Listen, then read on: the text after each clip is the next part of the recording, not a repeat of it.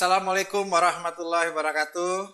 Waalaikumsalam Selamat sore, salam sejahtera untuk kita semua. Saya memperkenalkan diri, nama saya Dr. Insinyur Hariwianto, Magister Manajemen. Berbahagia sekali pada kesempatan kali ini kita kedatangan tamu, Ketua dari FKPMCRI, Forum Komunikasi Polisi Masyarakat Cendekia Republik Indonesia. Jadi kita kedatangan Bapak Brigjen Polisi Purnawirawan Profesor Dr. Andes Muhammad Elia WM SHMM. Selamat sore, Prof. Elia. Selamat sore. Prof. Elia, untuk mengawali podcast kita pada sore hari ini, mungkin Prof. Elia bisa menceritakan pengalaman Prof. Elia selama ini, baik sebagai praktisi maupun sebagai akademisi. Silakan, Prof. Baik. Assalamualaikum warahmatullahi wabarakatuh. Ya. Salam presisi. Nah, salam presisi itu salam hormat untuk semua kepolisian negara Republik Indonesia ya. Terima kasih hari ini bisa berjumpa ataupun silaturahmi, kita berdialog ya. Sebelumnya saya izin mengenalkan diri, saya Brigadir Jenderal Polisi Purnawirawan. Ya, alhamdulillah diberikan suatu prestasi akademik itu sebagai Profesor Dr. Andes Muhammad Elia Wasono Mastoko SHMM IDV.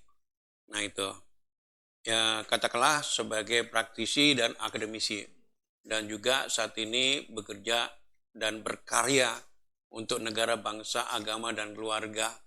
Yang pertama saya selaku Ketua Umum FKPMC RI. FKPMC itu Forum Kemitraan Polisi Masyarakat Cendekia. Masyarakat Cendekia di sini komunitas para profesor, guru besar, dan juga para dokter se-Indonesia. Nah, di situ ada rektor, berbagai disiplin ilmu yang ada di dalam FKPMC RI itu ya. Kemudian juga ada Yayasan Mitra Cendekia Nusantara. Jadi legalnya adalah FKPMC. Tadi juga ada yayasan. Kemudian saya ingin menyampaikan apa karya-karya saya di FKPMC ini. Adapun FKPMC ini lahir tanggal 8 bulan 7 tahun 2018. Jadi sebelum Covid. Ya, jadi itu udah 8 tahun ya, Prof. Betul. Jadi Pak Dr. Hari untuk peresmian FKPMC itu kebetulan dilaksanakan di Museum Polri, di Mabes Polri di sana. Kemudian sampai saat ini berkembang sekian tahun dan kita setiap tahun juga ulang tahun. FKPMC ini semakin banyak para profesor doktor berbagai disiplin ilmu.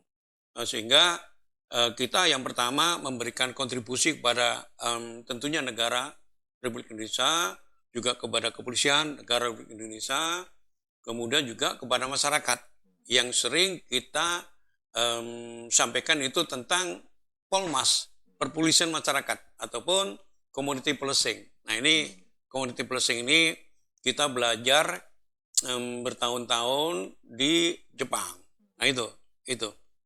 Kemudian kalau karya saya selain juga selaku Ketua FKPMC RI, 5 tahun ini setelah saya pensiun, jadi alhamdulillah sempat pensiun 2 minggu, langsung berkarya lagi di PT Sinar Jaya Megalanggeng.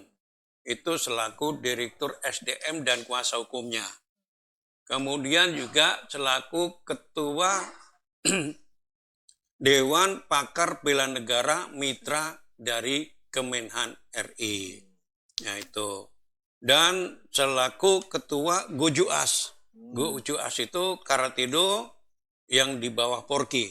Ya, di bawah Porki. Di mana pimpinannya Ketua Umum PP Porki adalah mantan Panglima TNI, mantan Kaso, mantan Menteri ATR, mantan Menko Polkam, ya itu adalah Jenderal Hadi Cahyanto. Prof, ini kan tadi Prof jelaskan ya, ini kalau dari namanya ya, Forum Komunikasi Polisi Kemitraan. Masyarakat Cendikia ya Prof. Kemitraan. Oh, kemitraan ya.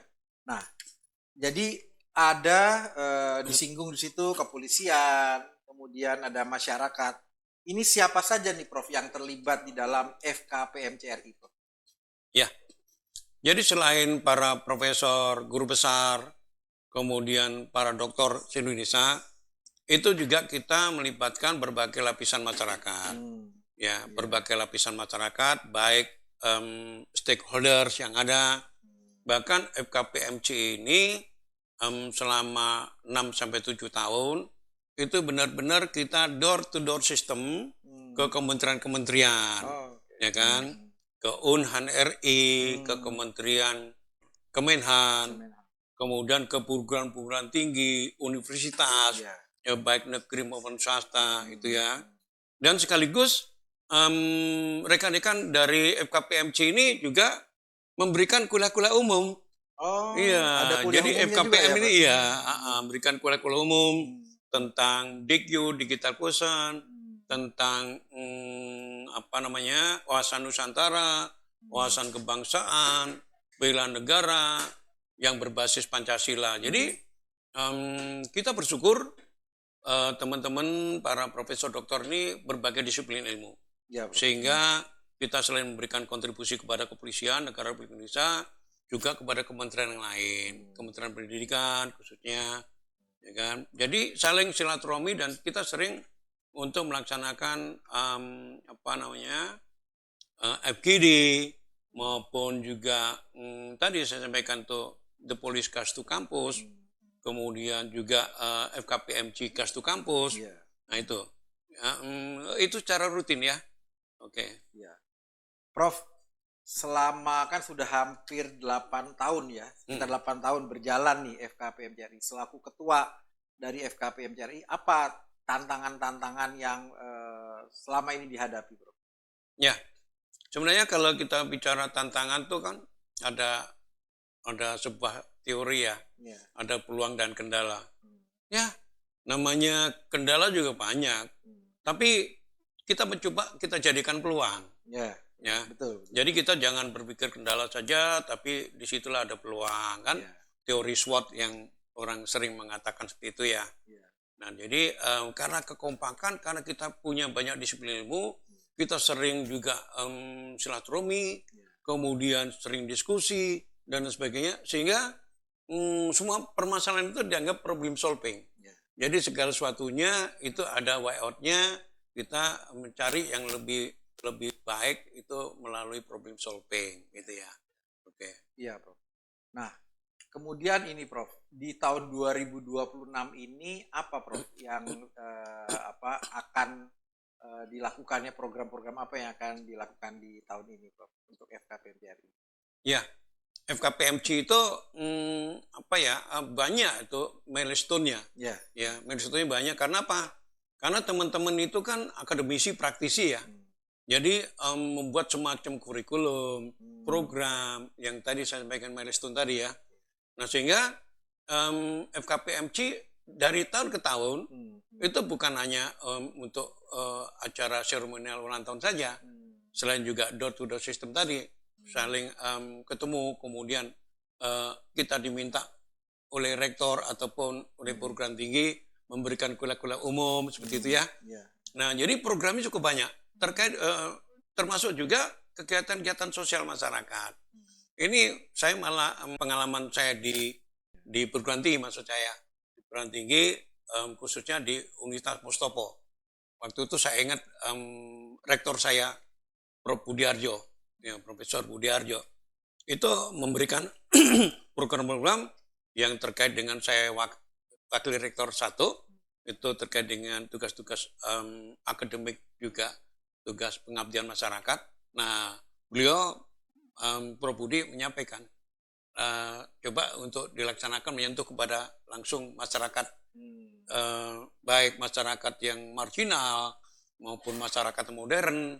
Jadi beliau memberikan kesempatan seperti itu, bahkan membuka peluang-peluang untuk kita bisa komunikasi dengan lapisan masyarakat, dengan tokoh-tokoh agama, tokoh pemuda, tokoh adat, kemudian juga tokoh-tokoh yang lain, gitu ya.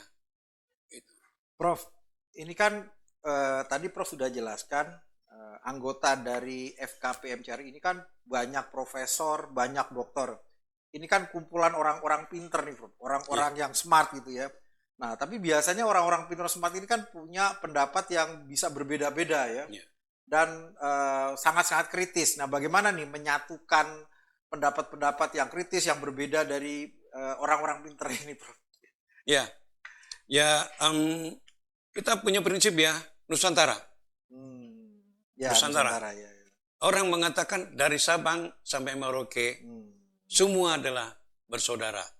Gitu ya. Dari Papua maupun dari Papua sampai ke Aceh ya, semua adalah saudara. Nah, artinya Nusantara. Jadi perbedaan pendapat itu ya tidak menjadi suatu masalah ya. Saya katakan tadi, setiap masalah pasti ada way out-nya, ada jalan keluarnya. Nah, namanya juga para cendekia ya, masing-masing punya disiplin ilmu. Cendekia itu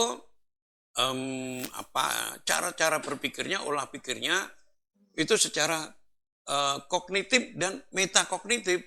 Tapi saya lihat teman-teman cendekia tuh banyak yang metakognitif. Berpikir jangkauannya lebih cerdas gitu ya. Jadi lebih cerdas, kemudian mereka saling mengedukasi ya, transformasi education itu penting untuk kita semua. Jadi makanya menyikapi teman-teman yang para profesor, doktor yang sama-sama pintar ini itu sebenarnya mudah. Ada ilmu yang namanya ETCL. Apa tuh? ETCL. Nah, ini Pak Dr. Hari ya. ETCL itu bisa dikembangkan di kampus. E-nya adalah education. T-nya teaching. Semua adalah guru. Kalau kita pernah membaca yang buku itu yang terkait dengan 6 sistem nilai pendidikan, ya kan? 6 sistem nilai pendidikan dan 6 sistem nilai kehidupan. Itu ada 9 karakter seseorang. Yang pertama adalah teaching. Itu karena guru. Semua adalah guru. Kepala rumah tangga juga guru. Guru dalam lingkungan keluarga. Seperti itu ya. Nah, teaching. Kemudian leader. Bahkan sekarang master leader. Apalagi sekarang di dunia literasi digital itu udah menjadi master leader. Gitu ya. Nah, ini yang perlu kita berikan edukasi. Tadi saya katakan ETCL kan. T-nya adalah teaching. Kemudian C-nya hari ini harus banyak kreatif. Jadi kalau dulu orang mengatakan motivasi, dedikasi, ya enggak. Sekarang harus ditambah kreatif. Dengan adanya kreativitas muncullah inovatif, kan gitu ya. Menjadi pemimpin pun juga sekarang pemimpin yang TIK ya. Teknologi informasi, komunikasi dan teknologi informasi komputer. Jadi nggak boleh gaptek. Untuk pemimpin hari ini selain juga harus berbasis Pancasila, ya, berkarakter dan itu katakanlah menjadi pemimpin idola masa depan seperti itu, ya. Jadi apa saya katakan tadi ETCL, C-nya adalah kreatif, L-nya adalah learning. Nah learning, ini ya learning. Maksudnya ETCL ini bisa diimplementasikan antara knowledge is power dengan yang katakanlah entertainer dengan entrepreneur. Entertainer di sini yang saya maksudkan adalah memiliki berjiwa-jiwa musik. Ya, bukan hanya musik tapi juga berjiwa seni ya dan budaya. Ya ada tari, ada musik, ada apa. Jadi dikombin. Itu namanya kalau bahasa Indonesianya kuantum. Kuantum. Ya, kuantum. Jadi kuantum itu mengkombin atau kolaborasi antara ilmu dengan seni musik. Jadi katakanlah antara otak kiri, otak kanan, high brain, left brain itu bisa seimbang. Nah, seperti itu. Ya, Prof, tadi Prof sampaikan mengenai teknologi informasi ya. Ada nggak rencana ke depan Prof memanfaatkan teknologi digital gitu Prof. Sebelum nanti kita tutup nih Prof ya. Ya. Terakhir Prof, pertanyaan terakhir. Oke. Saya malah tertarik ya, karena kita hidup di dunia literasi digital saat ini ya. Makanya saya katakan tadi DQ, digital quotient, kecerdasan digital. Kita boleh AI tapi lebih kepada DQ ya, kecerdasan digital. Gitu ya. Nah, karena saya seorang mantan polisi, mantan dari Binmas, bimbingan masyarakat, yang sering memberikan penyuluhan hukum, kan gitu ya. Saat ini saya juga selaku wakil ketua di advokat, yaitu namanya Peradi Maju, yang dipimpin oleh Profesor Juanda. Profesor Juanda, dan juga ketua umumnya adalah putranya beliau, yang biasa disebut Mas Ogi. Nah, jadi sambil mengedukasi, memberikan penyuluhan hukum kepada masyarakat, rencana menggunakan teknologi itu sebenarnya banyak ya. Sekarang juga banyak bus saja elektrik ya. Nah, itu bus elektrik, PT Sinar Jaya busnya elektrik ya. Kemudian juga banyak yang menggunakan elektrik, sampai rokok aja elektrik ya. Tapi saya nggak memberikan himbauan silakan merokok elektrik ya, tidak ya. Semua rokok itu barangkali ini kan saya bukan tim medis ya. Ya mungkin mengganggu kesehatan gitu kira-kira ya. Nah, tapi yang saya maksudkan elektrik tadi, karena saya mantan polisi, itu bagus lagi kalau pos kamling aktif. Pos kamling aktif kalau zaman dulu kentongan itu dibunyikan itu sudah diganti elektrik semua. Nah, misalkan di pos kamling ada deteksi dini tentang bencana alam, non alam, bencana sosial, atau sekarang kan kita sama-sama tahu di media lagi darurat begal, ya enggak? Nah, itu elektrik itu bisa, sistem elektrik itu mungkin kalau di kota besar bisa di gedung-gedung yang lain, ataupun mungkin sentra-sentra, ataupun barangkali malah dipasang di tiang-tiang listrik seperti e-tilang gitu kan. Nah, di situ mungkin dipasang alarm yang terkait dengan elektrik tadi. Nah, kalau yang di pedesaan, baik itu di desa binaan, pantauan, desa sentuhan, itu bagus kalau pos kamling aktif ini bukan hanya 10 kemampuan personil yang jaga, terus kemudian 12 kemampuan, karena rumusnya 10 itu peralatan dan 12 itu kemampuannya. Nah, itu ditambah peralatannya elektrik, ya kan? Jadi semuanya jadi dipasang di sana, elektrik bisa diatur bunyi pencurian motor itu seperti apa, bencana alam seperti apa, sehingga kita mudah mengedukasi, itu bisa lewat Babi Kantimas gitu. Pemasangan maksud saya terkait dengan elektrik tadi bisa peralatan itu dipasang di pos kamling. Iya, berawal dari pos kamling itulah insya Allah situasi akan malah menjadi kondusif, relatif kondusif seperti itu. Oke, terima kasih Prof. Elia. Sebenarnya banyak nih yang masih kita mau diskusikan, tapi karena memang keterbatasan waktu ya Prof. Jadi Bapak Ibu semua sahabat-sahabat ya seluruh Indonesia, demikianlah pembicaraan kita dengan Bapak Brigjen Polisi Purnawirawan Profesor Dr. Andes Muhammad Elia WM SHMM Advokat ya. Semoga bermanfaat. Assalamualaikum warahmatullahi wabarakatuh. Terima kasih Prof. Elia.